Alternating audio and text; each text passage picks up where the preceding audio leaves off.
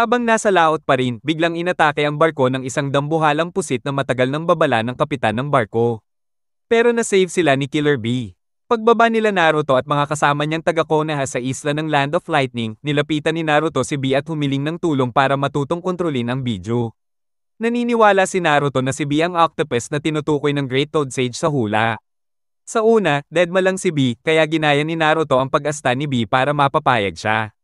Pero sa kagustuhan niyang manggopya, nakasakit pa siya ng loob at tuluyang tumanggi si Bee. Tinanong ni Naruto si Motoy, tagapag-alaga ng isla, kung paano niya mapapapayag si Bee. Sinabi niya na sobrang yabang ni Bee na inis si Motoy sa sinabi ni Naruto pero pinabayaan na lang.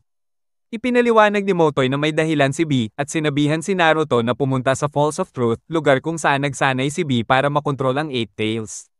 Sinabihan siya ni Motoy na pumasok sa loob ng falls para harapin ang sarili niya. Pagpasok ni Naruto, lumitaw ang Dark Naruto, ang madilim niyang sarili, at tinawag siyang peke. Samantala, si Bee ay abala sa isang labanan laban sa mga oso at madaling tinalo si Kintoki. Sabi ng Eight Tails kay Bee, imbes na makipaglaro sa mga oso, sana tinulungan na lang niya si Naruto. Kahit hindi niya trip ang Nine Tails, nakita niyang may potential si Naruto at parang kapareho raw sila. Balik kay Naruto, sinubukan niyang talunin ang dark version ng sarili niya, bunga ng malungkot niyang pagkabata at ang hadlang sa pagkontrol niya sa Nine Tails. Tinanong siya ni Dark Naruto kung bakit di man lang siya nagbigay ng autograph noon sa mga taga-Konoha na dati namang ayaw sa kanya. Naglaban sila, pero pareho lang ang lakas, kaya tabla lang ang laban. Dahil internal struggle ito, bumalik si Naruto sa totoong mundo at ikinwento ang nangyari. Nabigla si Yamato. Sabi ni Motoy, kailangan niyang talunin ang sarili niyang kadiliman, kung hindi, hindi siya makakausad sa training para sa Nine Tails. Nahihirapan si Naruto sa Falls of Truth at sa madilim niyang side, kaya humingi siya ng tulong kay Motoy kung paano na-overcome ni Killer Bee ang dark side niya. Dahil seryoso ang sitwasyon at malaking epekto sa kapayapaan ang pagkontrol ni Naruto sa Nine Tails, pumayag si Motoy at ikinwento kina Naruto at Yamato ang nakaraan ni Bee na matay ang tatay ni Motoy dahil sa Eight Tails na nagwala matapos hindi makontrol ng Jinchuriki nito. Si Bee ang napili bilang bagong Jinchuriki at mula noon, tinakwil siya ng mga taga-Kumo. Dahil sinisisi ni Motoy ang Beast sa pagkamatay ng ama niya, napunta ang galit niya kay Killer Bee. 2 beses siyang nagtangkang patayin si Bee gamit ang kanay. Sa unang beses, parang kilala siya ni Bee, pero sa pangalawa, nakita niya kung paanong binato si Bee ng mga itlog ng mga tao. Pero ngumiti lang si Bee at parang wala lang sa kanya. Umalis si Naruto para magmuni-muni. Pero habang wala siya, inatake ng giant squid sina Motoy at Yamato at nadakip si Motoy. Ginamit ni Yamato ang wood-released smothering binding technique para atali ang pusit. Akmang aatake si Naruto pero pinigilan niya sarili niya kasi akala niya si Killer Bee yun sa Eight Tails form. Biglang dumating ang totoong Killer Bee at mabilis na tinalo ang squid. Tinanong ni Motoy si Bee kung bakit niya niligtas ang taong nagtangkang pumatay sa kanya noon. Sabi ni Bee, wala siyang maalala tungkol sa insidenteng yun. Ang natatandaan lang daw niya ay yung mga magagandang alaala nila ni Motoy nung bata pa sila. At tinawag niya itong best friend. Nag-fist bump sila at ginaya ni Naruto ang speaking style ni Bee habang ginaya rin ni Bee ang kanya. Si Naruto, Killer Bee, Yamato, at Motoy ay pumunta sa Falls of Truth. Doon, nagdesisyon si Naruto na ulitin ang unang pagsubok. Nakaharap niya ulit ang madilim niyang sarili, pero imbes na labanan ito, pinasalamatan niya ito sa lahat ng beses na nakatulong ang galit niya, tapos niyakap niya ito. Dahil dito, nawala ang kadiliman sa puso niya at pasado na siya sa unang hakbang. Umalis si Motoy para mag-ulat sa Kamogakure habang sina Naruto, Killer Bee, at Yamato ay tumuloy sa Tailed Beast Temple sa likod ng talon. Dito, dumaan na sa training ang maraming Jinchuriki para makontrol ang kanilang Biju. Kailangan makipag-usap si Naruto direkta sa Nine Tails sa isang special na kwarto para makuha ang kontrol sa kapangyarihan nito, pero kung pumalpak siya, magwawala ang Fox at ikukulong agad ito, kahit kapalit ang buhay ni Naruto. Tinanong ni Killer Bee kung anong klaseng seal meron si Naruto. Nang marinig niyang 4-symbol seal ito, astig siya kasi mas malakas daw ito kaysa sa iron armor seal niya. Sinimulan na ni Naruto ang pakikipag-ugnayan sa Fox at tumulong si Killer Bee na i-connect ang utak niya kay Naruto para i-guide siya. Pagharap niya sa Nine Tails, nagulat ang Fox kasi hindi niya masense ang galit ni Naruto na kadalasan ay dahilan ng paglitaw niya. Ginamit ni Naruto ang susi na binigay ni Gerotora para buuin ang seal at pakawalan ang Fox. Pero pinaalala ni Killer Bee na kung hindi niya napigil ang Fox, masasapawan siya nito at mamamatay siya. Ginamit ni Killer Bee ang chakra niya para lumabas ang mga octopus legs at gapyusan ng Fox. Pero nagalit ang Fox dahil alam niyang kinokontrol siya at tumatanggap ng tulong si Naruto mula sa Eight Tails. Pinunit niya ang tali at pinakawalan ng isang tailed beast ball kay Naruto. Dahil hindi gumagalaw ang totoong katawan ni Naruto, nakapag-ipon siya ng natural energy at pumasok sa Sage Mode. Tinaire niya ang Fox gamit ang Senador Jutsu-Po Red na Ultra Big Ball Rasengan. Hindi tumalab ang Ultra Big Ball Rasengan na may senjutsu ni Naruto laban sa QB. Biglang dinaganan siya ng QB gamit ang malaking paa nito, pero nalaman niyang shadow clone lang pala yun. Ang totoong Naruto at dalawang clones ay nagtago sa likod ng isang tentacle ng Eight Tails. Lumabas ang isang clone, hinayla ang isa sa siyam na buntot at pinatumba ang QB. Habang nakatihaya ito, binato ng totoong Naruto at ng isa pang clone ang Wind Release, Rasen Shuriken. Tinamaan ng QB at sinimulan ni Naruto ay absorb ang chakra nito. Pero gumanti ang QB, pinadalhan siya ng matinding galit at kasamaan sa chakrang sinisip-sip niya. Unti-unting nawalan si Naruto ng Sage Mode at nagsimulang mag-transform sa version 2 form. Sabi ni Naruto kailangan niyang tumakas at makabalik sa totoong mundo, pero may narinig siyang boses na nagsabing ayos lang na manatili. Sa labas, gulat na gulat sina Yamato at Killer Bee na kalahati lang ng katawan ni Naruto ang nag-transform. Sa loob, napunta si Naruto sa ibang lugar at may nakita siyang babaeng pulang buhok. Akala niya QB ito sa totoong anyo, pero nang magsalita ito ng Datbane, naalala ni Naruto na parang databayo niya. Napansin niyang pareho sila ng speech quirk. Sabi ng babae sana daw hindi niya naipasa iyon kay Naruto at nagtanong kung bakit hindi sinabi ni Minato ang tungkol sa kanya. Dito na-realize ni Naruto na nanay niya ito, si Kushina Uzumaki, at tumakbo siyang umiiyak para yakapin ito. Biglang lumabas mula sa katawan ni Naruto ang mga adamantine sealing chains at ginapos ang QB. Na nagulat dahil kilala niya ang chakra ni Kushina. Ipinaliwanag ni Kushina na nilagyan ni Minato ng parte ng chakra niya ang 8 trigram seal para kung sakaling subukang kontrolin ni Naruto ang QB, matutulungan siya ni Kushina. Pero ang iniisip lang ni Naruto ay kung gaano kaganda ang nanay niya. Binati niya ito at humingi ng tawad si Kushina dahil nakuha niya ang mukha nito, pero maswerte daw si Naruto na nakuha ang dilaw na buhok ni Minato. Sabi ni Naruto sana daw pula rin ang buhok niya. Natuwa si Kushina at sinabi na tanging si Minato at si Naruto lang ang nagsabi na maganda ang buhok niya. Tinanong ni Naruto kung paano sila nagkakilala ni Minato. Kwento ni Kushina, noong bagong lipat pa lang siya sa Konoha. Lagi siyang binubuli dahil sa pagiging outsider at sa kanyang pulang buhok. Lagi niyang pinapalo ang mga batang lalaki na nang-aasar sa kanya, maliban kay Minato na tahimik lang. Minsan, nakita ni Minato na sinaktan siya ng kuya ng isa sa mga bully pero hindi ito nakialam. Isang araw, kinidnap siya ng mga Kumounin dahil isa siyang Uzumaki. Nag-iwan siya ng buhok bilang trail kahit akala niya walang sasalba sa kanya. Pero sinundan pala yon ni Minato, tinalo ang lahat ng kalaban at binuhat siyang pauwi. Sabi ni Minato, kaya niya nakita ang trail ay dahil maganda ang buhok ni Kushina. At hindi siya nakialam noon kasi alam niyang malakas si Kushina at kaya nitong ipagtanggol ang sarili. Doon pa lang, na-in-love na si Kushina at minahal din siya ni Minato. Tawang-tawa si Naruto habang nakikinig, habang nakangiti ng malaki. Bilang reward sa pag-appreciate ng buhok niya, sinabi ni Kushina kay Naruto na sasabihin niya ang isang bagay na kay Minato lang niya nasabi, na mahal niya si Naruto. Nabigla si Naruto pero natuwa. Tinanong ni Kushina kung anong klaseng anak ang lalabas sa pagsasama ng Yellow Flash ng Konoha at Red Hot-Blooded Habanero. Proud na sinabi ni Naruto, ang Orange Hokage. Natuwa si Kushina at sinabi na dati niyang pangarap maging kauna-unahang babaeng Hokage at itutuloy ni Naruto ang pangarap nila ni Minato. Habang sinasabi ni Kushina kay Naruto na mahal niya ito, kumalma si Naruto at napuno ng saya, kaya niya na ring labanan ang masasamang emosyon ng Nine Tails. Dahil sa suporta ng nanay niya, gumamit si Naruto ng multiple shadow clone technique at bawat pares ng clones ay gumawa ng Rasengan. Sa labas, nagulat si Yamato dahil nawala ang transformation ni Naruto, habang si Killer Bee ay natuwa kasi mukhang nagtatagumpay si Naruto. Napansin din ni Yamato na nasa Sage Mode na si Naruto, habang ang totoong katawan ni Naruto ay nakaupo at kumukuha ng natural energy. Pinalaki ng Shadow Clones ang Rasengan at ginawang Ultra Big Ball Rasengan.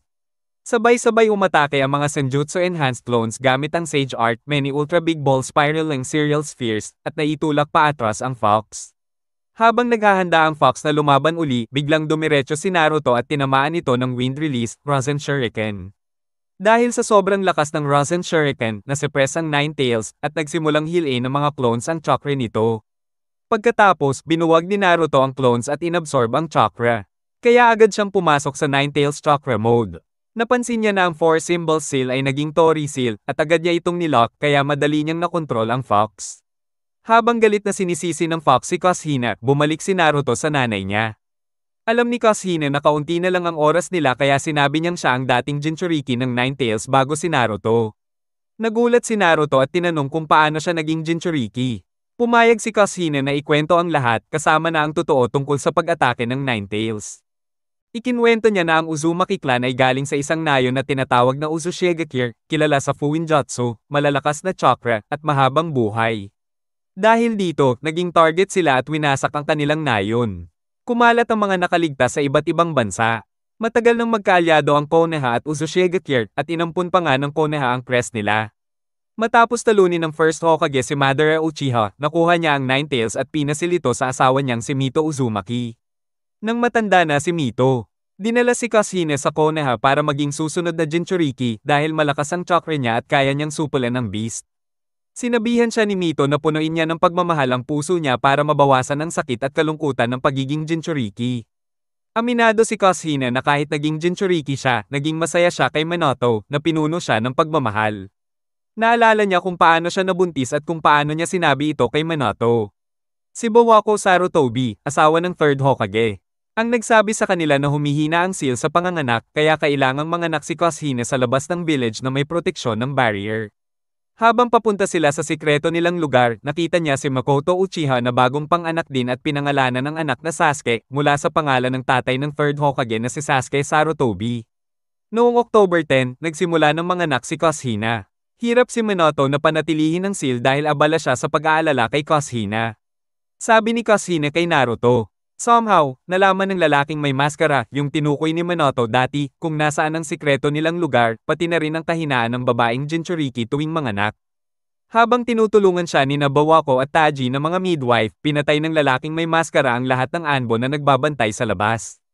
Ipinanganak na ni Kushina si Naruto. Kinuha agad ni Bawako si baby Naruto, pero bigla silang pinatay ni Tobi, yung lalaking nakamask. Nilagyan ni Tobi ng explosive tag si baby Naruto at inihagis sa ere. Napilitan si Minato na saluhin si Naruto, alisin ang mga bomba, at gumamit ng Flying Thunder God technique para mag-teleport sa labas.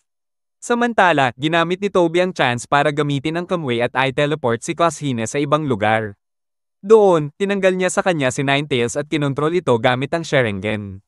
Plano na niyang atakihin ang Konoha. Si Minato naman, nag-teleport sa isa sa mga sikreto niyang taguan para iligtas si baby Naruto. Bumalik siya agad kay Kushina gamit ang Flying Thunder God Seal na nasa ceiling technique ni Kushina. Sinagip niya ito bago pa mapatay ng QB. Binalik niya si Kushina sa taguan at nilagay ito sa tabi ni Naruto. Nagbihis siya ng Hokage outfit. Sa loob ng Konoha, kulit na naman si Gaikai Kakashi para sa bagong challenge. Habang si Tobi, palihim na pumasok sa village. Bigla niyang sinama ng Nine Tails mismo sa gitna ng Konoha. Nagsimula nang magwala ang QB. Naramdaman ito ng Third Hokage at agad naghanda sa labanan. Sina Choza, Shakaku, at Inoichi, handa rin ipagtanggol ang village. Nag-teleport si Minato sa village para depensahan ito. Binato siya ng Tailed Beast Ball ng Fox, pero ginamit niya ang Flying Thunder God, Guiding Thunder para ilipat sa malayong lugar ang atake. Bigla siyang hinarap ni Tobi. Sinubukan ni Tobi gamitin ang Kamui para ipadala si Minato sa ibang dimensyon. Pero nakaligtas si Minato at nag-teleport agad. Sumunod si Tobi sa lokasyon at pinuri si Minato sa galing ng jutsu niya. Napansin ni Minato na may Sharingan si Tobi na kaya kontrolin ang QB at makalusot sa village nang hindi napapansin. Pinaghinalaan niyang si Tobi ay si Madara Uchiha, pero binawi niya rin agad dahil matagal nang patay si Madara, sa pagkakaalam nila.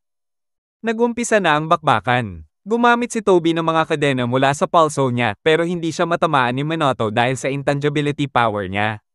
Napansin ni Minato na kailangan pang mag-materialize si Tobi para umatake. Kaya ang ginawa niya, hinagis niya ang kanay sa ulo ni Tobi habang sumugod siya. Tumagos ang kanay sa ulo ni Tobi at sakto namang nag-materialize ito para hulihin si Minato.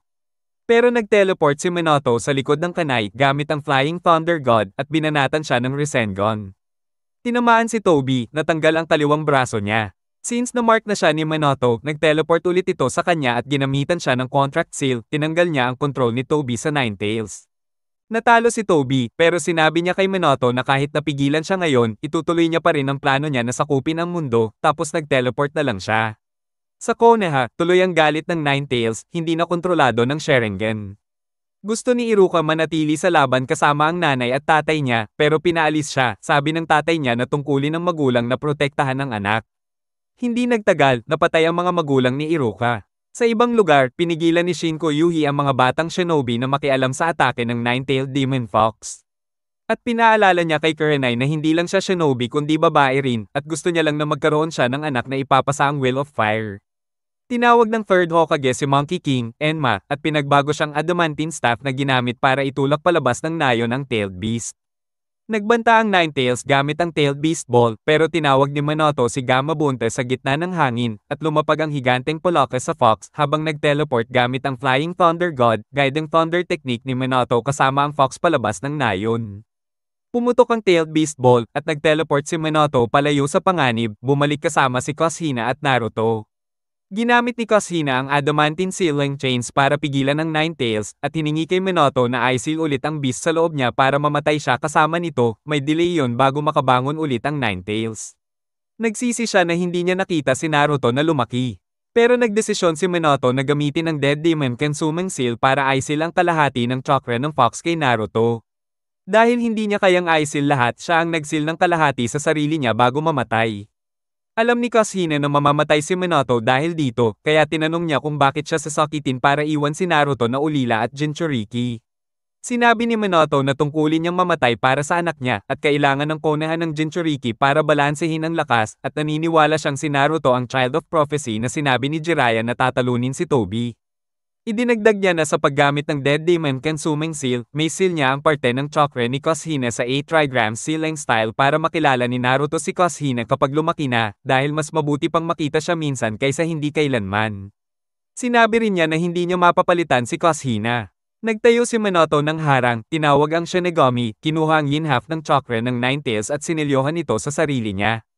Nang malaman ng Fox sa plano ni Minato na i-seal ang kabilang half kay Naruto, sinubukan niyang patayin si Naruto gamit ang kuko niya, pero tinusok ni Minato at Kushina ang sarili nila sa kuko.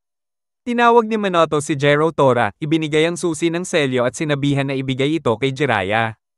Habang nagsasabi ng huling salita si Kushina kay Naruto, pinanood iyon ng third Hokage at 2 Anbu guard na hindi makapasok sa harang. Humingi ng pasensya si Kushina dahil natagalan siya, kaya kaunti na lang ang oras ni Minato para i-seal ang chakra niya, pero ayos lang daw iyon kay Minato. Ginamit ni Minato ang 4-symbol seal para i-seal ang natitirang Ninetales sa loob ni Naruto kasama ang chakra nila ni Kushina, at namatay sila. Natapos ni Kushina ang kwento kay Naruto, humingi ng sorry na ginawa siyang Jinchuriki at nawala siya sa buhay niya. Inamin ni Naruto na dati mahirap ang buhay niya dahil ulila siya at Jinchuriki. Pero hindi niya galit ang mga magulang niya dahil ibinigay nila ang buhay para sa kanya. Naiiyak si Kushina, niyakap si Naruto, nagpasalamat na ginawa silang magulang ni Naruto at nawala habang umiiyak si Naruto. Nawala si Kushina habang nagpapasalamat kay Naruto na iniisip ang huling sinabi niya bago siya namatay. Nagising si Naruto sa templo ng Tailed Beast at sa isip niya kinausap si Killer Bee gamit ang fist bump na ikinainis ni Yamato dahil hindi niya maintindihan. Ipinakita ni Naruto ang Ninetales Chakra Mode sa dalawa, pero agad niyang naramdaman ang presensya ni Kisame sa loob ni Samehada, na ikinagulat nito dahil halos pareho ang chakra signature nila at ang espada. Napagtanto ni Kisame na kayang maramdaman ni Naruto ang kanyang galit. At sinabi sa gulat na si Killer Bee na ang Kisame na pinatay nila ng kapatid niya ay isang parasite clone lang pala. Sinubukan ni Kisame tumakas dala ang mga nakalap niyang impormasyon. Agad tumakbo si Naruto at sinipa si Kisame na ikinagulat ni Yamato at Killer Bee na inihalin tulad ang bilis niya sa Yellow Flash. Pero sobra ang lakas ng sipa ni Naruto kaya nasugatan ang bukong-bukong niya, kaya nagkaroon ng pagkakataon si Kisame na makatakas. Inalagaan ni Yamato si Naruto habang tumakbo si Killer Bee para harangin si Kisame. Samantala, gusto ni Guy sumabay sa training ni Naruto at naupo sa harap ng Falls of Truth para makaharap ang sarili niya. Sa una, nakilala niya ang ibang bahagi ng sarili niya na pumupuna sa hangarin niyang manatiling bata, pero napilitang bumalik sa realidad nang sumulpot si Kisame sa likod ng talon. Akala ni Guy na ito ang tunay niyang sarili kaya ginamit niya ang Leaf Rock Destroying Rise para sipin si Kisame sa bato, pero sinabi nito na miyembro siya ng Akatsuki. Iniwan ni Samehada si Kisame para kay Killer Bee. Pero hinawakan ni Kisame ang hawakan ng espada at sinipsip halos lahat ng chakra ni Killer Bee. Sinubukan siyang pahinain ni Aoba gamit ang secret technique Stone Needles, pero sinipsip din iyon ni Kisame. Sinabi ni Kisame na puno na ang chakra niya, kaya ginamit niya ang water release, water shark bullet technique para gawing pating ang sarili niyang tubig at lumipad papunta sa dagat. Binuksan ni Guy ang kanyang sixth gate at tinulak pataas ni Killer Bee gamit ang natitirang chakra na ginawang kamay ng Eight Tails. Habang bumababa ng maaga, ginamit ni Guy ang summoning technique para tawagin si Ningame sa ere bilang hagdan. Naabutan ni Guy si Kisame nang ilagay nito ang scroll na may impormasyong nakalap sa isang pating na inanyaya niya. Ginamit ni Kisame ang water release 8,000 feeding sharks para paghaluin ang totoong pating sa 999 na iba, pero ginamit ni Guy ang morning peacock para patayin halos lahat. Nang lumangoy si Kisame at ang mga pating sa ilalim ng tubig, sumunod si Guy at binuksan ang 7th gate niya. Namangha si Kisame sa taijutsu ni Guy at kampante na matatapos na niya ito sa susunod na atake gamit ang water release, great shark bullet technique, pero napaisip siya nang mapigil ng daytime tiger ni Guy ang kanyang atake.